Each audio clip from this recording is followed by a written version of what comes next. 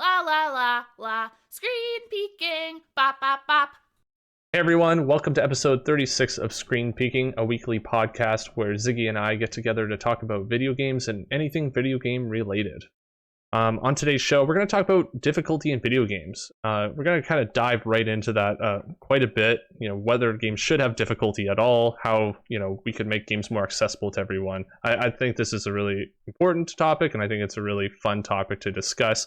So let's just start the show though, Sig, with how we always do. What have you been playing? How have you been this week? Yeah, I've been doing pretty good.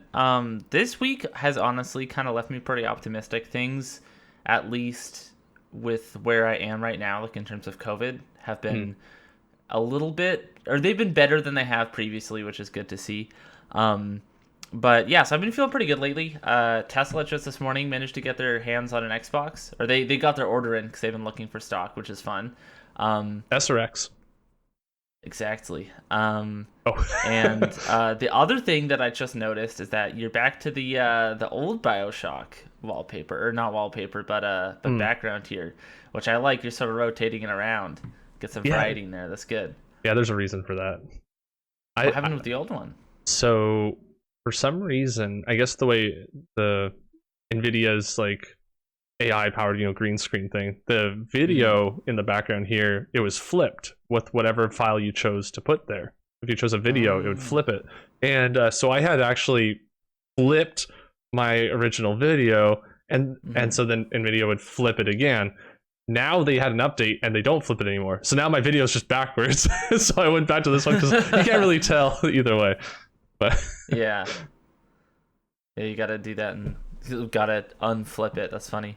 But yeah, so in terms of what I've been playing, a few nights ago, so yeah, Owen just recently also got a computer that's actually capable of playing games. So he's sort of been going into like the backlog of old, PC classics that he hasn't really played.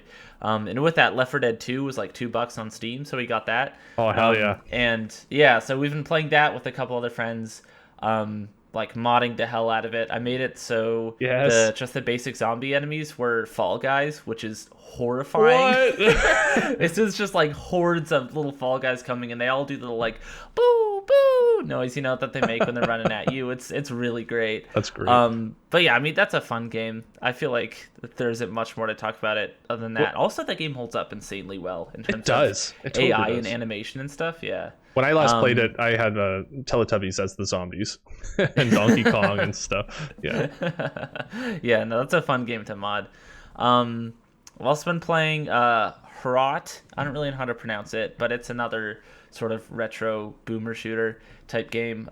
It's okay. I'm not super far into it. It hasn't really sort of blown me away yet. I'm hoping it will, though. I've heard decent things. And then also I've been playing some more One Shot, which I don't really want to talk about too much because I don't want to spoil anything, because just kind of talking about it spoils it. But definitely look into it if you're into weird games. Like the one thing I will say to sort of like see if this is the game for you. Currently, this game is running in the background right now, and I haven't shut my computer off in days, just out of fear of what this game will do. So it's a weird one. It's an interesting one. Where can you get it? Definitely worth looking at. It's just on Steam. Okay. But it's cool if you're into sort of like Doki Doki Literature Club or other games that sort of like break down the walls of what a video game is and what it how you play it. It's very interesting. But yeah, that's it. I've been playing a ton. What about you? Just still playing some Horizon and Resident Evil 8. I didn't get a lot of time to play games this week, and I think you were telling me we were talking about that yesterday when we couldn't get the recording to work.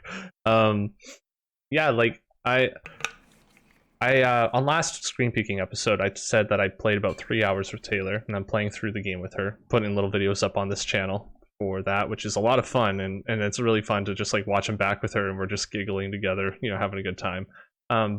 But we only got to play an hour since then, since last episode of Screen Peeking. So yeah, it's been a bit of a slow burn, but tonight or tomorrow we're planning on putting at least another 3 hours in, because I think what we realized is we really enjoy putting at least into a horror game that's more shorter, putting in like a good chunk of hours at once. Just get some drinks and some snacks and just go through a big portion of it at a time.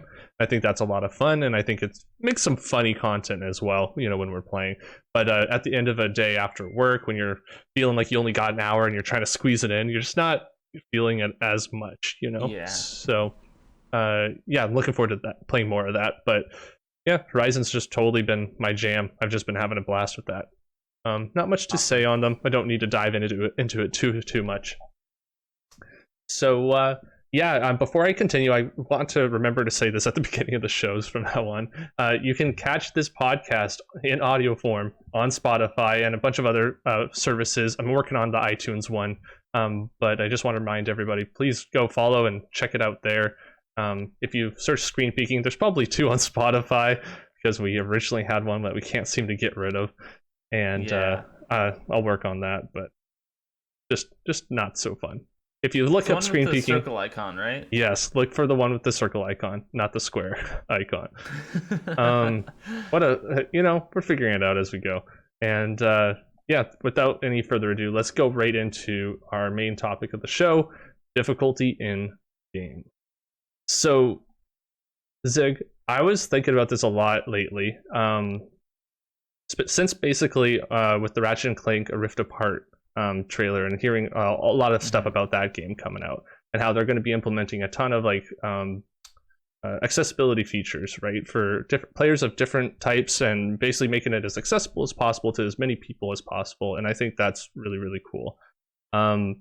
And whenever that pops up, there's always people talking about Dark Souls or Sekiro or the really hard games, or Returnal even more recently, right? And are they too hard? Are they too easy? Are they the right amount? Are they just not for people? And I think it's just a really interesting topic, and I want to keep it really lighthearted and just purely like, we're just talking here. We're just like throwing out ideas of what we think is right, and not necessarily what's right and wrong, but I guess just what we think is a good solution to make games as accessible as possible. And I think that's what it's really about. It doesn't mean that everyone should be able to play every single game, but I do think that it's should be as accessible as possible, right?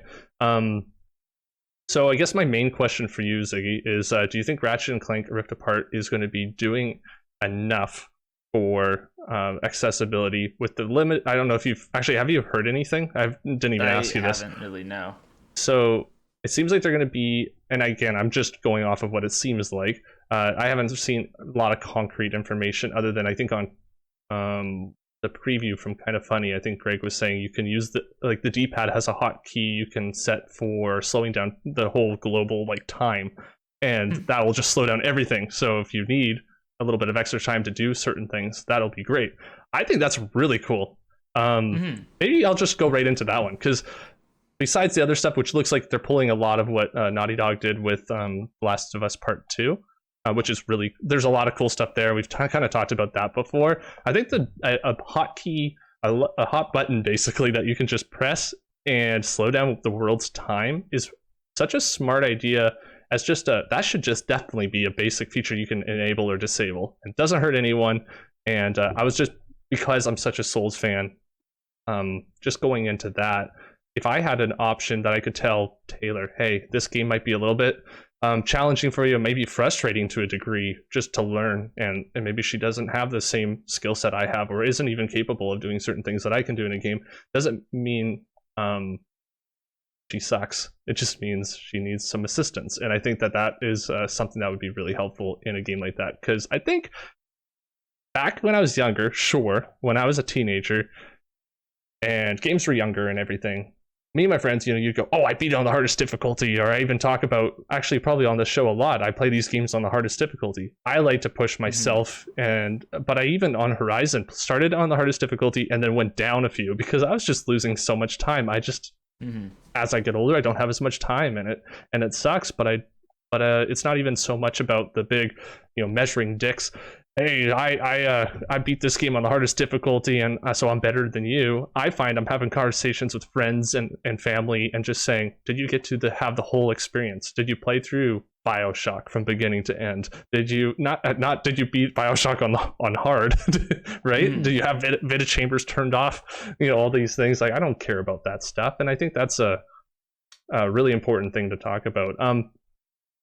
I guess maybe instead of having a question for you, just do you have anything to say on difficulty? What are your views on it, and what do you think? Do you think anything the industry needs to change in any way when it comes to difficulty in game Yeah, accessibility? so I mean, I think difficulty and accessibility, are kind of two sides of the same coin, and I Hmm. think that they're topics that are very different, but do also kind of have common ground. And there is a lot of what you're talking about. Of sometimes it's not about motor disabilities or visual impairments. It is just games are hard, and if you're newer to games, it sucks just having a game you want to play and not being able to do anything about it because it's too difficult for you.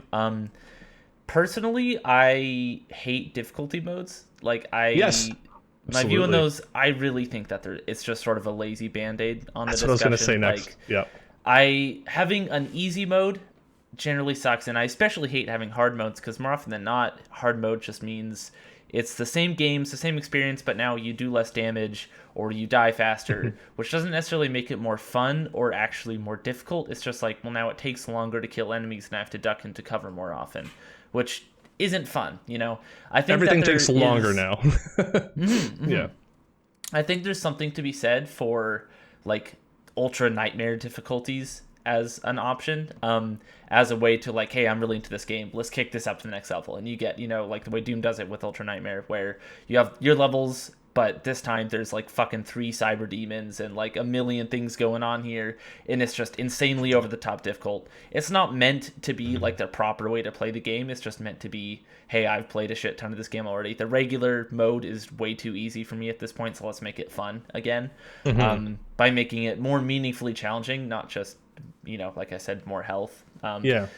And I think that's definitely there. But I think the bigger thing in terms of lowering difficulty is that it seems like the industry is sort of moving this way. But I think that assist modes are a way better option Yeah. than just hard difficulty options. Like you were talking about The Last of Us Part 2, that's definitely the best thing that comes to mind in recent memory, where you don't necessarily just kick it down to easy. Like when I was playing, I wanted a little bit tougher experience than the base level, but I didn't want enemies to be harder to kill because that's just kind of boring to me. But Hmm. like, yeah, I made ammo a little bit scarcer, so I was having to think more about where my shots were landing. I forget what the other things I did. I think you can like kick up the enemy awareness, right, in that game. Yeah, something Uh, like, or their behavior even, I think, whether they mhm. like flank or not. Yeah, so I think I made the enemies like a little bit tougher in that regard. I made ammo a little bit scarcer, so it did feel actually meaningfully challenging without just being dumb. But at the Hmm. same time, if I wanted to, I could be like, "Hey, I'm really just not hitting shots here," and I could just make ammo super easy to find. If enemies are just really overwhelming to me, I could turn that down. I could give myself more health. I can do these things that make it Yeah. like, what am I struggling with here? And I can make that a little bit easier for me while still sort of having the core experience be intact. I think I was talking about this before when I was playing Bloodborne, where that like despite the difficulty conversation around Souls games, I think at least with Bloodborne, it does have difficulty modes, and that is just grinding. Like if a section is hard, you just kind of grind, get yourself to a higher level, and then it becomes easier. Hades is another good example where with the God mode, the more you hit your head against the wall, the easier it gets for you. So you will eventually get to that point where you're able to do it, if not through skill, then just through the game sort of giving you a little bit of a boost. And I Hmm. think that those are for what you're talking about of totally not talking about motor disabilities, anything like that. Just raw skill into a game, because that is a thing that differs. And like you're saying, it shouldn't be a dick measuring contest. Some people are just newer to games. That's fine. Hmm. But I think modes like that don't just lower the difficulty, but sort of give you a way to ease it down, make specific things a little bit less stressful for you. I think that is a really, really smart option, and I'm really glad to see the industry sort of moving in that direction. Yeah. Yeah, no, I totally agree with everything you're saying there. I especially agree with the fact that like um having difficulty modes should just go away. I totally Hmm. agree with that. That's the big one I agree with there. I mean, when does having a difficulty mode, add anything except Hmm. more health and more damage? And usually that's it. That's about all. And what, like we were saying, like adding more time that it takes to beat a game doesn't necessarily mean it's harder. It just means you have to do the same thing for longer, or you have to be more perfect. And I think that's just, yeah, definitely not. I think when it changes mechanics, when it maybe almost in a sense ties a hand behind your back, where you used to be able to do something one way and now you can't, and what are you going to do now? And like, as funny as it is, like, I'm going to talk about Zelda for a second. So let's go with the Legend of Zelda Breath of the Wild, right? You have your hero mode where enemies all get upgraded to the next tier of the next color, basically, of what they are, and their health regenerates. So you can't just toss bombs at them and kill them from afar slowly over time. They will regenerate all that health back before you can finish pulling out a second bomb, basically. And I think the way they do that difficulty is very interesting, because it doesn't really, it's such an open world. You can actually make the world really difficult at certain parts, and it's not forcing you to go through it. You can kind of take it on the way you want to, and I think that's really, really smart, and I think that's really, really cool. However, I think the way and I don't know how they do this in Breath of the Wild. I think they did that perfectly. I think that's good. But Ocarina of Time, when they did the Master Quest, did you ever play that? I didn't know. That is a weird one. I highly recommend playing that if you're interested in level design, right? Which kind of, I think you are. The way they redo the dungeons, you play through the game once on like the regular, right, and then play through it again on Master Quest. They actually change like rooms and dungeons and the ways you open doors. There is a spot where you have to shoot a 3D model of a cow head sticking out of a random wall, and you shoot it with your slingshot to open the door. Like things like that, where you have to just try something random. And I think that, and that's like on a harder difficulty. Like I think you take more damage, and I think I don't know if you do less damage, but I think you do take more at least from enemies. And I think that's such a fun thing that they did back then. Like it hasn't been done in Zelda since, I don't think. And I just thought that was like, I wanted to bring that up because I thought that's a fun difficulty mode. That's a little bit different than just it's easy, normal, and hard. But I do agree with like an assist mode, a thing that can basically adapt, or adaptive difficulty, where you can the system can go, this person's having a tough time with this boss. Let's without telling them, let's lower the health a little bit and let's make it a little bit more easier to get through. Because I think it's about that experience, the feeling of I'm going to use Taylor again as this example. If she was playing Dark Souls and I wanted her to just see how crazy it is going through all these different bosses and seeing all these different creatures, like, oh, Nick, I beat this. I beat Ornstein and Smo. You know, these are like major bosses, and she can like read about and hear all these other people's experiences fighting these two, and like how if you beat one first, the other one gets bigger, and like it changes the whole fight. And if you beat the other one first, it's a totally different fight. And I think that's so cool. And I think that it's something I can't explain to her because it's just not something she would ever be willing to go through to get to the point where she could beat that. And I just think that that's an interesting topic. I just think it's really, really cool. Also, yeah, talking about accessibility in games, definitely it's not just a conversation about like disabled people, right? Like you touched on when you were talking, like it's about making games for as many people as possible. And it doesn't have to be just, and I think the conversation always goes towards disabled people, and like that is very, very important. I think it is very important to make disabled people able to play games. If they're interested in a game, we should make ways for them to be able to play it, of any type of person, right? But I think also we never really talk. That's kind of a different discussion. Yeah, but it's also just not. We don't really talk a lot about just the people like Taylor. So someone who is say living with someone who like me is super into gaming, and she's somewhat interested, but every time she sees or tries something, it's like, oh no, that's a little bit too much. Okay, yeah, that's too many things going on at one time. Oh, there's 6 buttons. Like that's just too much, right? Teach me a little bit slower. Or let me know what button. Like for example, Yoshi's Island for the Game Boy Advance. So I think that's one of the games you can play on the Switch through like their subscription thing, and they let you be able to basically rewind up to a certain point. And so she loved playing that, where you could just play the game, you fall off and you die, rewind, try that jump again, all die, rewind, try that jump again. Like no harm in that. Like it's just about the experience. Yeah, no, totally. I think in terms of how to, so there's a couple things I want to talk about, which is how to actually make meaningful assist modes, and also how to make meaningful like nightmare modes, as I'm going to call them. Because with assist, I think what we're talking about, like sort of manipulating time, I think is a really, really strong one for a lot of games. I think definitely overall it's so game by game. Like Oh yeah, oh yeah. Celeste works perfectly for what it is. Like having an extra jump when you need it, being able to, yeah, I think slow down time works for most things. Celeste has that as well. But like the adding an extra jump, I think is a really brilliant thing that Celeste does. The first time I played Celeste, it was too hard for me, and that's how I played it, with just an extra jump. Like it wasn't necessarily slower. I still had that very emotional experience of climbing the mountain, getting that difficulty in it, because it was still really, really difficult for me, even with that assist. And then the second time I played it, I knew the game better. I turned that off, played it all the way through without assists, and it felt even more satisfying. I felt like I'd climbed an even bigger mountain, and that emotional journey was so much greater. And that first time too, there'd be certain sections where I'm like, "Fuck, I am just not having fun here," and I'd switch on to God mode or whatever and go through. Funnily enough, I think Source Engine games from like the 2000s have an assist mode in them that is locked inside cheats in the console menu.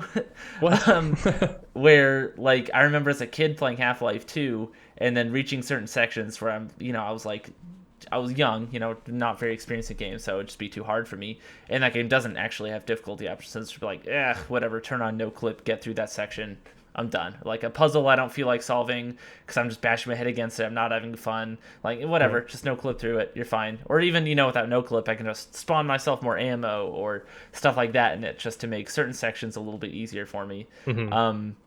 Like, I mean, as a kid, God, I had nightmares going through the Ravenholm section in that game. So there was definitely a fair few times where I'd be like, I don't want to fucking do this, and just no clip through it, call it a day. And that is actually, cheating by what the game is. But I think being able to do stuff like that, just say, hey, I don't want to do this right now. Like, this is too much. And if it's genuinely ruining the experience for you, like, yeah, I don't see why you shouldn't have some sort of locked away option to just skip it. And I really like the way Celeste does it, where the assist menu, when you try to bring it up, it gives you like a, hey, like, we have this assist menu, like, we're not going to shame you for using it, but we would really, really encourage you to try your best to not use it, because like there is an emotional journey with the difficulty in this game that you should experience. And giving you that, like, that warning of like, we're not judging you, like, obviously if you need this, that's fine, but like, think about maybe not doing it. I think that's a smart way of doing it. We've already talked about the sort of fine tuning in something like The Last of Us. The way you talked about it sounds like Ratchet and Clank is doing a similar thing. Having what you're saying, like that time slow map to a button, is really, really cool. I don't know if that would necessarily work for every game, just because, especially on a controller, button real estate is so tight that a lot of games just wouldn't really have space for something like that. Just add it to a shake. Be a shaker controller. Do it like the Wii, yeah. Yeah. I don't know. Are there any that you're thinking of? Any examples I'm missing? No, I don't think so. I think I just brought up like the few like Zelda stuff. Obviously, again, like I said, I totally agree. Like you can't put the same fix on every game. And even with my two Zelda examples, you can't do the Master Quest cow head sticking out of a wall in a dungeon for Breath of the Wild, which is this huge ass open world. You're not going to redesign that whole world. But the fact that they could redesign all the dungeons for Master Quest is really, really cool, because there's like 9 in there. And then I think they leave like the overworld the same. Really quick, touching on the idea of like an ultra crazy difficulty mode, right? Or even if we don't want to call it that, just a mode where I think something that'd be really cool. And I'm gonna use, what game should I use for next? Okay, we'll just use Breath of the Wild.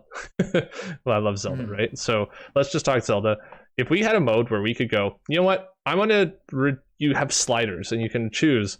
This is my max amount of hearts I can get to, and here's my max amount of stamina I can get to, and here's the max amount of damage. My damage does 50% or 25%. Maybe they have increments, right? And the enemies are this much more health. And you have all these settings, so you can set it up the way you want, and then you go and start. And then you just start the game the way you want to.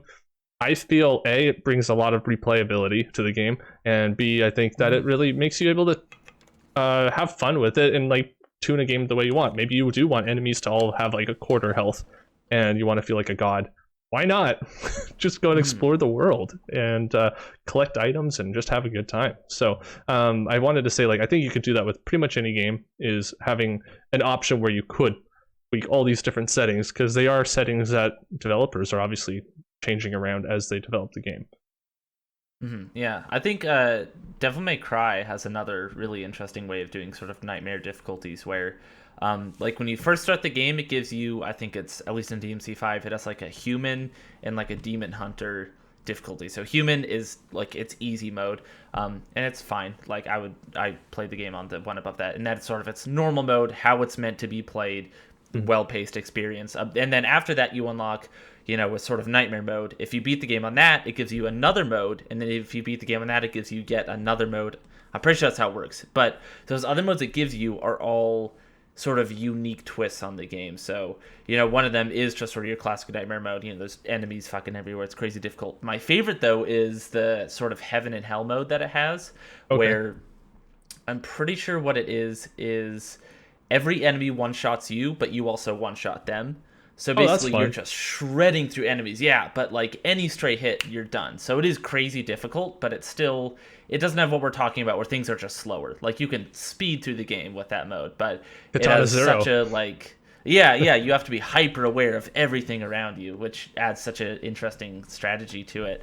I think actually Persona 5 at least has a similar, or Persona 5 Royal has a similar idea where it just makes like crits and weaknesses do twice the damage they usually do, so that you can take out enemies really quickly. But yeah, if they land a good hit on you, like you're done. So just interesting ways of not slowing you down or inhibiting you, but really having to make you be hyper aware of the game's mechanics and really think about what you're doing. I think that's sort of the hallmark of a great hard mode, is when it's not just making it, tougher. When it's not just giving you a greater barrier, but really forcing you to think harder and use the mechanics more, stuff like that. Just recently, actually, with Resident Evil 8, I remember I was watching I think a GameSpot video, because one of the more common criticisms I've heard of it, and you were kind of talking about this, is that it's kind of easy. Like you never really run out of ammo. Enemies kind of are less scary because of that. But this GameStop video was saying like the solution to that is to play on its hardest difficulty, on its, I forget what it's called, like its hardcore difficulty, because he was saying like that does actually make it a proper Resident Evil experience, where there's no ammo and fights are more engaging, you're less empowered, and it's interesting to me that they didn't make that the default experience. And it's just interesting. I think that's a great example of sort of a mishap in difficulty, where because of the difficulty modes and because that's what they chose to make their normal mode, like they're getting so much more criticism for it, of this game's too easy, even though like that experience is there. It's just on a harder level. I don't know. It is. Yeah, that's fair. Yeah, I would say it's one of the more like difficult and not confusing, but complicated topics in game design, because there is like social elements to it of everybody should be able to play games, but also experiences like Dark Souls are so important of having those super tough experiences, and should everyone be able to play them? And I think a million different people could give you a million different answers, and honestly I would say they're all really valid answers, because there is definitely artistic merit to having a game like Dark Souls that is just fucking hard, and giving you sort of an easy way out. I could definitely see the argument for that kind of ruins what that's doing, but there's also the argument of that's great, but you can also just not use those and you'd have the same experience. I think there's so many different angles to look at it through, and I personally lean towards the air of I think everybody should be able to play everything, because if I'm wanting that ultra hard experience, I can't just ignore the assist mode that's in there. I can't just play on a whatever harder experience it has for me. Yeah, so I think that's the interesting thing, and maybe we'll close this topic with this, but it's like the comment of like I think everyone should be able to play everything. I agree and I don't agree, because I agree with the fact that everyone should be able to. I think that it'd be great if a lot of the different things we're talking about, if they were implemented into almost every game, where you have sliders, you have things that you can change. I think if that was the case, yes, I agree. Everyone should be able to play games. But I also know, like, disabled folks or people who aren't, who are just kind of interested in certain games, to be able to try them. On the PlayStation side, committing to like 70 or in my case like $90 Mhm. game, and if you don't like it, then you're stuck with it, and that's where Game Pass becomes super valuable. Then you I also think though, as someone who's developing, I think there has to be the understanding of, if you're developing a game and you have your vision for it, you should also be able to make any game you want to make.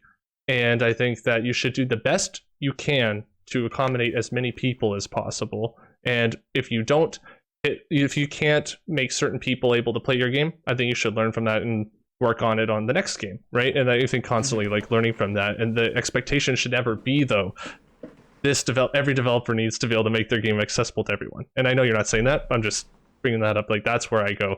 I don't want people to think, because if people start thinking one way, oh, games are made for everyone should be able to play all the games, then anyone who's just starting out gets attacked because they were just figuring it out. Maybe they got one thing right and they missed 9 things. Then you know what I mean? I guess I'm just trying to say, like, that's where I agree and don't agree with that comment. But and I think in terms of skill too, I think we really, and this is very much a cultural thing, totally outside of game design, but I am really tired of sort of the gaming culture of, easy modes being looked down upon, stuff like that.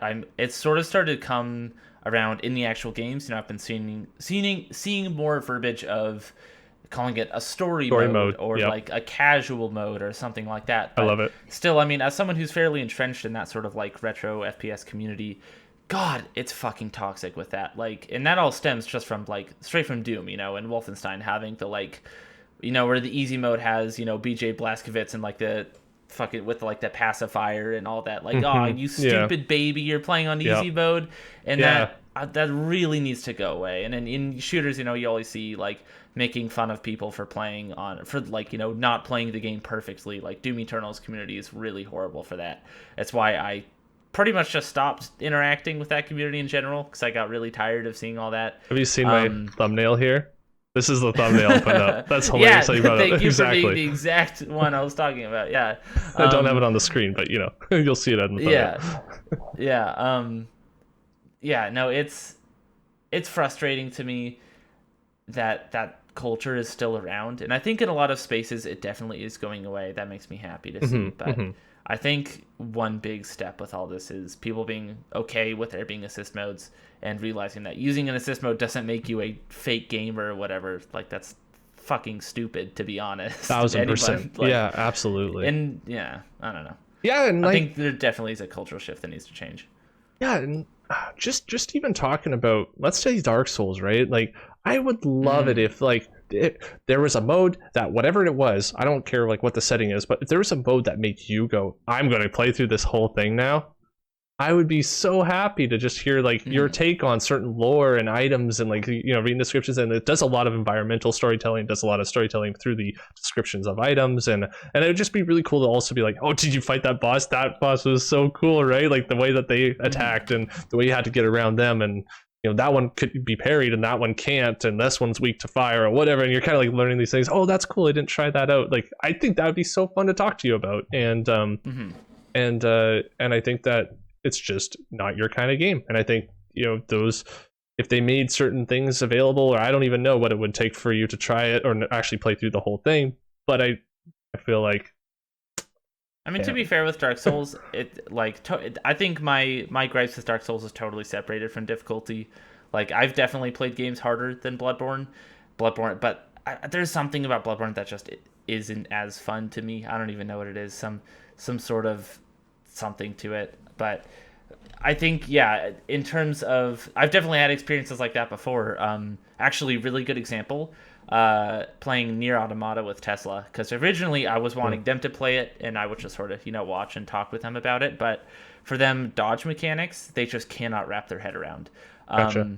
And like that sort of action game, like they really wanted to like it, but they just couldn't wrap their head around it. So it ended up being I was sort of playing it and they were watching, so we had a similar experience, but they couldn't have that hands on the sticks experience because the raw mechanics of it, just didn't vibe with them. But if there was something where they could, sort of slow down time a bit, make things a little easier, maybe make the dodge window a little longer so it's more forgiving, because, Nier Automata is really, really dodge heavy in its mechanics. Just so you can get into that, and then maybe once you get used to it, sort of ease that up a bit, turn up the difficulty. if there were ways to fine tune that, that could have been an experience they did actually have for themselves. And I can think of so many experiences like that. In Nier Automata, not a hard game. Like, I Mhm. would say probably on the easy side of things. But there needs to be a better solution for so many things, because I think there's so many great pieces of art that just, like, video games are hard that way because there is so much art in it, but it's art that so few people can actually experience. In the grand scheme of things, like, to watch a movie, you don't have to get good at watching movies and learn the language of watching a movie and learn how to hold a controller and how to do Yeah. two sticks at once while pressing buttons. You just sit down, you watch a movie, and go, "Oh, that was pretty cool." And I thought the Like, X was the so bottom button, not the left button. yeah, exactly. Yeah. But if I want, to get my mom to experience a game I really like, that's pretty much impossible, Mhm. because if I try to hand her a controller right off the bat, she's done, But I think it is really important for the medium to grow and become more of a respected art form, which it already is getting there for sure, but get on the level of something like cinema. I don't think that comes from getting Vin Diesel in Arc. I don't think that's how you gain respect. That's just kind of goofy, and I'm kind of tired Yeah. of games Yeah. trying to become Hollywood in that sense. But Mhm. I think the way to do that is just, allow people to actually experience it, and maybe that's just a generational thing. Maybe in 50 years, when, like, so many people have just grown up with controllers in their hands, that will be less of an issue. But it is, I think, a very important topic, even totally outside the realm of game design.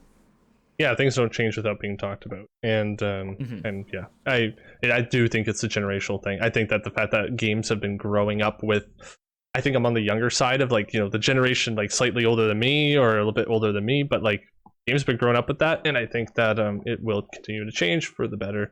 I have a Hmm. positive outlook on things, and I think it's important to talk about. So thanks for your feedback and your smart knowledge on all this stuff, your opinions on all of this.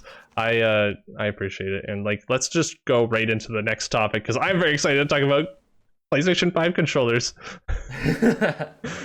So, PlayStation just like revealed two new controller colors for the PS5.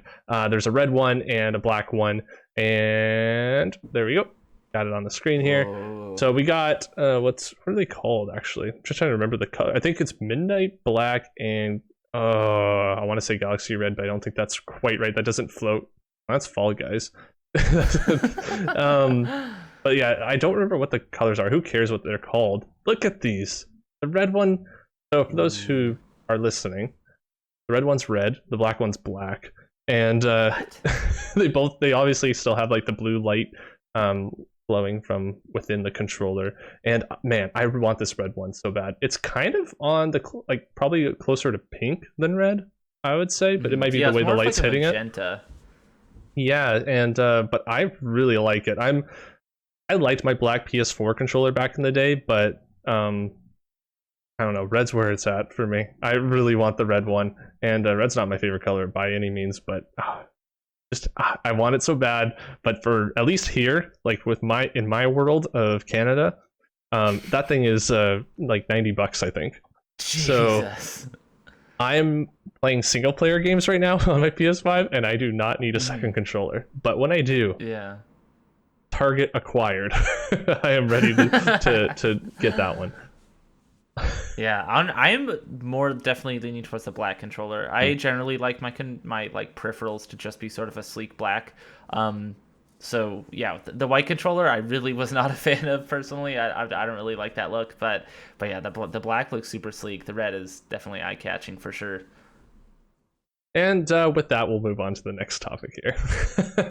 I wanted to really like talk about the PSVR because like you and we're into VR. I haven't played it in way too long, purely from room setup and space available at my place right now.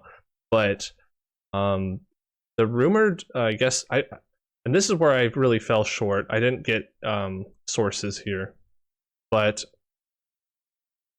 some point through this week, I was hearing about like possible information on. I can see you're typing. Perfect. Thank you. I was like hearing about like the possible like specs of this new PS5 or the PSVR 2, we'll call it, right? We've seen pictures of the controller. We've heard about the controller having haptic feedback, adaptive triggers, and all that. But this was more about the headset. And feel free to interrupt at any time you want, if you find Yeah. where this is So from. yeah, I have an article from Tech Radar here by Vic Hood. Actually by Vic Hood, Michael Hicks, Adam, Jessica, and Jordan Oleman. Holy shit. All four of them. But yeah, so some new rumors. They're talking about a new sort of panel in the displays, which is 4,000 by 2040 pixels, or 2,000 by 2040 per eye, which is slightly more than a Quest 2, which is pretty good. Like that is a good modern premium display. It's got a dial for lens adjustment, gaze tracking, which is cool. I'll talk about That's that in a super sec, cool. and a motor within the headset itself that might be used for haptic feedback, which is also neat. So, gaze tracking I like because Yes, let's talk about that one. that is very modern VR tech. So essentially, what it is it tracks your eye position and then puts more rendering budget towards what you're looking at specifically, Yeah. which Yeah. is great because you can get a higher resolution where you're looking and then a lower resolution sort of around it, for higher Kind of like real life, honestly. yeah, no, actually, exactly like real life. Yeah. And so that's super exciting. And there's been sort of rumbles of that in like experimental headsets right now. Oculus has talked about that a bit in their newer sort of, prototypes that we've been hearing about. So yeah, to see this in PSVR is cool. They also said, or from what we've heard, the new headset won't be wireless, but it will just be a single USB-C cord, which I would prefer wireless, but Yeah. I think that's fine. Like that. That's pretty damn manageable. It will apparently have inside-out tracking, like the Oculus Quest, which is great. I think we were talking about before that we kind of think that this Yeah. has to have Yeah. inside-out tracking. It'll be pretty disappointing if it doesn't. Because yeah, I think trying to convince your average consumer to put a bunch of lighthouses up in their living room it's just a big ask. That's honestly why I haven't played in forever with my original Vive, right? Like setting those sensors up in this room, and I'm not going to mount them to the wall. And how am I going to get them up above my head height, like just or slightly above my head height, right? Yeah. So yeah, I mean, I think all these are very just like some of it is expected. Like yeah, that resolution is what you'd want from a modern premium headset. Things like gaze tracking, yeah, that's good. And by the time this comes out, that'll probably be fairly standard. But things like having a motor in the headset is kind of weird and kind of cool. Like when I first heard that, I was like, no, I don't want that. But upon kind of thinking about it and Just having shaking the your idea, head. like I think if it is something sort of subtle, like the way haptic feedback, is used in the DualSense, I think that'll be great. Where you can, sort of feel stuff on your face or stuff like that. You get hit ready? by a train and then it jumps off your skull. Yeah. No, but hear this. Like, I'm being real here. Spider-Man VR. Spider Ooh, sense. yeah. You can feel it tingling in the Ooh. direction of the enemy. That would be fucking insane. I would That would be love really cool. that. That would be so cool. You just spin around. Oh, where's that guy? That'd be so cool. I would love it. So neat. Yeah, it's like in the kind of the base of your skull. You feel it like. Oh, I'd love to yeah. feel what it would be like to be Spider-Man, and that would really that'd be pretty cool. And with those controllers too, just whip the whip. God, yeah, that'd be dope. I don't know. Yeah, this is all really happy for me to hear. I think it not being wireless, the more I think about it, like, yeah, wireless tech isn't there yet. I was like, for it not to be wired, it would have to be standalone, I think, at this point in time. To not, to have a consistent wireless experience, that just doesn't really exist at this point in time. So, yeah, I mean, one USB-C, great, perfect, awesome. That's what my Quest uses when I plug it into my PC, and that's super manageable. Like, I'm not really tripping over anything. It just goes back behind me, and it's fine. Yeah, everything, because PSVR I don't really like, but everything I'm hearing about this, it does seem like a great modern, exactly what it should be headset, which, given that it's plugging into the PS5, is exactly what I want to hear. Also, I'm getting a phone call, so you talk for like 2 seconds, and then I'll be right back. Okay. So so ignore everything Ziggy said. No, looking at prices here, Oculus Quest, at least in Canada, is $400. I'm trying to find out. I want to see HTC Vive, or at least this newest one. Where is that? I'm just checking out all over the place. We're looking at prices right now, Zig, just so you know, just trying to figure out, because I'm curious what the price of the new VR headset will be for PSVR. Like, Oh yeah. what do we think the price will be? Because I'm looking at like the full kit for the new Vive. I'll just flip this here. Like, it's, or at least, and I'm of course again Canadian, so we're looking at almost $1,500 for that, or $1,900 or something like that. We're looking at prices from 1,000 to almost $2,000 for the Vive there. And then when I was looking at, you know, the Quest, Best Buy Canada, $400. So what are we thinking? Like eye tracking, we're getting like this almost like basically 4K resolution. We're getting haptic feedback in the headset, which also, by the way, I just thought of another thing. When bullets zip, or like arrows or projectiles zip by your head, that's how you'll feel it. Yeah, that'll be sweet. Yeah, that'd be cool. Yeah. Like, what are we thinking for price here? Like, what's a realistic, reasonable price for the PS5? Or I PS5 don't think VR? It'll be more than $500 US. I think they would be pretty. 500? I think they'd be out of their mind to price it for higher than that. Given like the Quest is 300 US, which is like very, very manageable. But to expect people to pay any more than $1,000 US for the full PS5 and PSVR combo, like that already, I think is asking a lot of consumers. But any more than that is gonna be just too much, I think. How much is the base PS5, like the digital one? Do you know offhand? The digital is 400 in US. Okay. And then the disc is 500. Yeah. I forgot there is a digital version, to be honest. But I think, yeah, I don't think it'll be too expensive. I think it'll be more on the Oculus side of pricing, especially given the fact that, yeah, they have their software catalog, so they'll be making a lot of money off that. It's not like the Vive, where Vive is a purely hardware company and they are marketing themselves as a very, very premium hardware company, you know, where it is a $1,500 headset. The newer Vives also are just not that good compared to the Index, but like I think the Index is a better point of comparison, where that is, you know, the best headset, or the best consumer headset on the market. It's $1,000 US. How much is the forgetting the name of it? Damn. The other sort of very popular headset right now, whose name is escaping me. Yeah, my guess. I'm not aware of most of the sets that are out there right now, because I haven't been following it very much. Honestly, with VR stuff, I'm excited about the PSVR too. Yeah, that's what I think it'll be $450 US is what I'm saying. Oof, that'll be a lot here. Oh, that'll be a lot here. That'll be what, like 700? What is the? I don't know. It'll be too much for me if that's the price. But that's like $550 Canadian. I think it'll be interesting to see, because depending on what it can't be as much as the console. That's all I know. Like whatever the console is right now, regardless of where you live, I feel like isn't that what it was for the PSVR 1 though? I think it was. I mean, it can. I mean, I'm just talking for myself, I guess. It can't be the same price as the console. I'm not going to pay. So for me, it was like, for the PS5, it was like $700 basically. For me, like all taxes and everything done. And I'm not paying $700 for the VR. I can wait for it to get cheaper. But I wouldn't, with all the stuff that they're talking about, I wouldn't say it's not worth it either. It could be a very cool experience, and obviously the software could twist my arm and make me do it.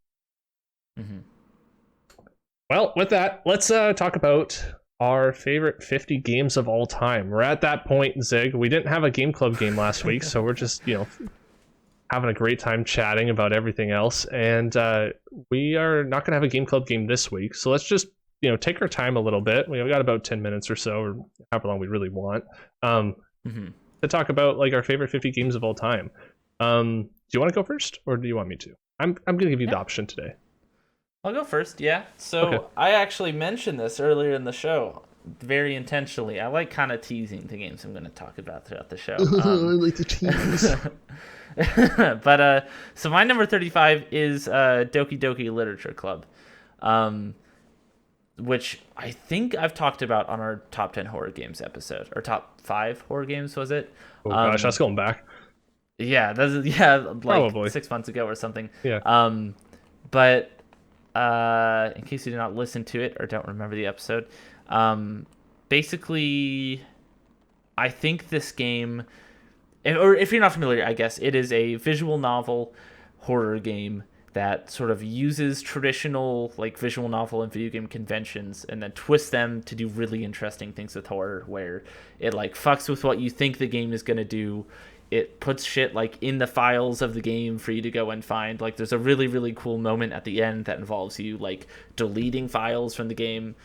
You know what? It's like a 4 or 5 year old game at this point. I'm just gonna spoil it. It's free. If you haven't played it, it's kind of on your own fault. The bit that made the game really sort of click for me was this moment at the end where, or so the general gist of this game. It's a dating sim, like visual novel type game, and then there's one like character in the game that seems to sort of gain some level of self awareness, and feels through her programming such a strong like primal need to be with you that she started like deleting other characters in the games and making shit happen to them and like breaking down the code itself so that she can be with you, until eventually there's this moment where you're talking with her and you realize the only way to do it is you go into the game's files and then you delete all the files that pertain to her, and then she gets erased from the game and the game is like clean erased of impurity of her, which is just this really sort of weird like meta experience. When I describe it doesn't sound as cool as it actually is, but being in there and cool. seeing things, because like the game abruptly stops the first time you play it, and so you're like, okay, weird, you try to start again and it largely goes the same, but the odd sort of weird thing happens and it's coming, like that things are wrong, but when it does it still freaks you out. And there's a moment in the game where I think it makes you wait like 5 real world days, or no, maybe 24 real world hours, just like staring at a dead body or something with like what? As it goes over, like it does really weird things where it sort of fucks with the boundaries of the game. It's just really creative. I honestly could probably write like a whole half-hour video essay on the really, really, really subtle tricks that it uses to mess with your brain and kind of freak you out. And honestly, what I want, like this creator of the game has such a strong sense of what makes things scary. I really want to see him go into a more complex medium in terms of horror. Like I really want to see him break out and do like an actual, like proper horror game outside of the confines of a visual novel. I think that would be pretty fucking awesome. I'd be interested. But yeah, that's basically it. That's my number 35. Nice. What about you? That's awesome. Yeah, that's one that I actually have on Steam, but I of course, like you said, it's free basically. But I downloaded it I think 3 times and never pressed play. Yeah, my number 35 is a small one that no one's heard of. It's God of War for PS4. What's that? I don't really. It's funny because like I want to talk about this a lot, but also it's gotten talked about so much. I kind of feel like I'd just be regurgitating a lot of what everyone said. Basically, you just summarize it as the music, the one-shot camera, the story, the characters, the combat, the progression, the dialogue during the canoe parts, the detail, the enemies, everything. That's pretty much me just saying like all those parts are fantastic in this game. I had to have this on my top 50 list. Finding a spot for where I wanted to put it was actually the really tricky part, because I have no desire to actually go back and play this game. And I know that kind of contradicts, so I'm very aware of like what I said before. But again, like we're throwing this list together as best we can. And I know I said like everything up, as I go up the list, it's stuff that I really want to go back to play, and I think I would have more fun going back to play. But like I looked at this and I'm like, I would rather go back to play this than say Galaxy 2, which was last week's episode, but like Mario Galaxy 2. But it might go up and down the list a little bit, as time throughout the time. But I don't know when I'm gonna ever go back to it. Like it has the upgrade to play it at 60 frames a second, 4K on PS5, and I can download it and play it, and I have no desire to. it's one of those games that is just so well done. You get a great experience going through it, and if you do all the little side missions, which there's like 4 or 5, like there's not a lot, the pacing of the game is great. You feel like you got this complete experience. I'd say it's the closest for me to the feeling I get when I watch a movie I really liked, where I don't ever rewatch movies. I really enjoy them when I see a new movie. I'm like, wow, you walk out of the theater, or you walk, I guess, out of the living room now. You're like, this was amazing. I really enjoyed this, but I know what happens now. I don't really need to relive that. And that's kind of the feeling I have with God of War. But I think God of War is kind of the definition of a game that I wouldn't say it does anything particularly new or innovative, but it does everything it does to like near or at perfection. Where it's just the combat feels fucking perfect. Like you said, the pacing is immaculate, the world is great, the art is beautiful, the music is so good. Like the music can get me actually emotional at times. Like even listening to it now, I could just feel the tears welling up if I wanted to, But yeah, I think it is real tight. And yeah, I agree. I've had a similar experience with it where maybe I just watched someone play it for the first time. I think that's how I experienced it. And then I tried to go back and actually play it myself. And yeah, I had a similar experience. I was like, I don't know. Like, I don't know if I actually feel the need to really go through all this again. But I don't think that necessarily dampens what it is. I think it's just as tight and brilliant of a game. It does one thing really, really, really well. Or it does a lot of things really, really well. But, it doesn't reinvent the wheel. It doesn't reshape the mold. It just is an extremely tightly made game. Yeah, not too long, not too short either. Yeah, that's my number 35. Perfect. So let me just quickly say here, we're not going to do another Game Club game this week. We're going to take another week off. We're kind of going back and forth on that. When we come back, we have a game in mind, like I said last week, but we have so many things we're playing, and again, I still have like Horizon, I still have Resident Evil 8 to finish up. I can't afford to put a couple hours into something else, and otherwise I could see myself just putting it off too long and not putting enough time into this. So what's the point in doing that? Might as well do it right. So we'll probably come back strong next week and actually have a Game Club game for you all, and hopefully other people will try out the game and join us with that. However, to butt into that, if you're really just, I need that Game Club experience in my life. I need to hear two people talking about a video game they played and talking about it. I was going to give you this opportunity, Zig. Just about to. Thank you. So if you're thinking that, I really got the pitch for you here. First episode of The Vertical Slice is out now on podcatchers everywhere. Spotify, I actually don't know if it's out everywhere yet. It's still kind of processing, but I do know it's out on Spotify. So go listen to it there, or actually, I think I have a link for you. Hang on. Like anchor.fm/The Vertical Slice, I want to say, is anchor.fm/Vertical Slice. If you go there, it has it on everything. You can listen to it or download it just from the website itself. Yeah, go get it. Yeah, go get it. I listened to it this morning. It was fun to listen to. They do a great job over there. So, yeah, that's about it for today. I mean, it's weird not having a Game Club game to bring up for me. Like, I kind of have that as part of my, ebb and flow of the show here. But, yeah, with that, everyone, stay safe, and we'll see you all next week. Keep peeking that screen. Yeah, Bye. keep peeking that screen. Bye.